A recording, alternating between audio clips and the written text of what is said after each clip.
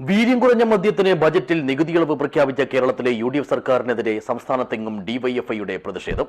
ഇതിന്റെ ഭാഗമായി കാസർഗോഡ് ജില്ലാ കമ്മിറ്റി നേതൃത്വത്തിൽ പ്രവർത്തകർ കാഞ്ഞങ്ങാട് താലൂക്ക് ഓഫീസിലേക്ക് നടത്തിയ മാർച്ചിൽ പ്രതിഷേധം ഇരമ്പി. This news sponsored by Shobhika Weddings, Big Mall, Kanyanad, Kozhikode, Koilandi and Kutyadi.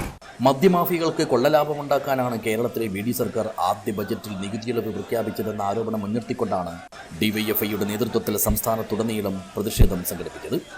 ഇതിന്റെ ഭാഗമായി കാസർഗോഡ് ജില്ലാ കമ്മിറ്റിയുടെ നേതൃത്വത്തിൽ പ്രവർത്തകർ കാഞ്ഞങ്ങാട്ടെ താലൂക്ക് ഓഫീസിലേക്ക് നടത്തിയ മാർച്ചിൽ പ്രതിഷേധം ഇരമ്പി. താലൂക്ക് ഓഫീസ് പ്രവർത്തിക്കുന്ന പുതിയകോട്ടയിലെ മിനി സിവിൽ സ്റ്റേഷന് മുന്നിൽ ബാരിക്കേഡ് സ്ഥാപിച്ച് പോലീസ് മാർച്ച് തടഞ്ഞു.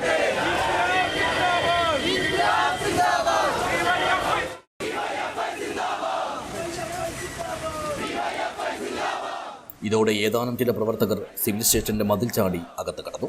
പിന്നാലെ പോലീസും സമരക്കാരും തമ്മിൽ ഉന്തുന്നള്ളുമുണ്ടായി. ഇത് അല്പനേരം സ്ഥലത്ത് നേരിയ തോതിലുള്ള സംഘർഷാവസ്ഥ സൃഷ്ടിച്ചു.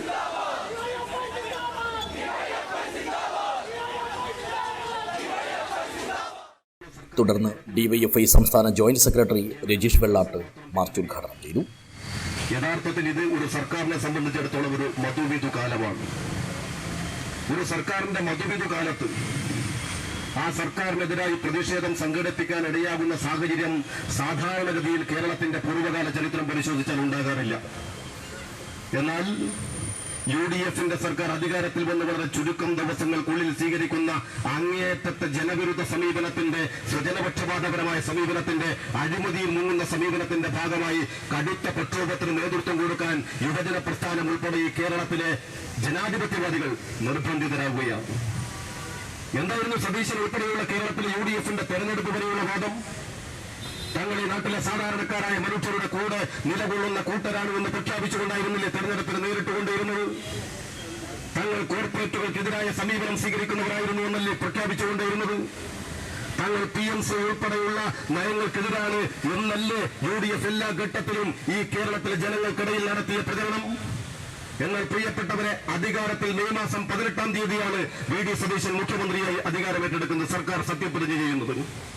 ഇവിടെ നമ്മൾ ഉന്നയിക്കുന്ന വിഷയത്തിനാസ്പദമായ സാഹചര്യം ബഹുരാഷ്ട്ര കുത്തക കമ്പനിയായ ബക്കാടി എന്ന മദ്യ കമ്പനിയുമായി ഇങ്ങനെ ഒരു ബന്ധത്തിൽ ബാന്ധവത്തിൽ ഏർപ്പെടാൻ വി.ഡി. സതീശൻ തീരുമാനിക്കുന്നത് 18-ന് സത്യപ്രതിജ്ഞ ചെയ്ത് 19-ാം തീയതി അതിന്റെ ചില ചർച്ചകൾ നടത്തി 21-ാം തീയതി അതിന്റെ നടപടിക്രമങ്ങളിലേക്ക് പോവുകയാണ്.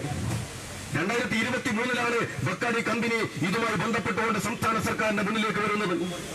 ഇടതുപെട്ട ജനാധിപത്യമുള്ള സർക്കാർ സ്വീകരിക്കുന്ന മദ്യനയവുമായി ബന്ധപ്പെട്ടുകൊണ്ട് ഇത്തരം ബഹുരാഷ്ട്ര കുത്തക കമ്പനികൾക്ക് അനുകൂലമായ നിലപാടല്ല ഒരു ഘട്ടത്തിലും സ്വീകരിച്ചത് എന്നതുകൊണ്ട് തന്നെ അവരുടെ താല്പര്യങ്ങൾ കേരളത്തിൽ നടപ്പാക്കാൻ വേണ്ടി കഴിഞ്ഞില്ല.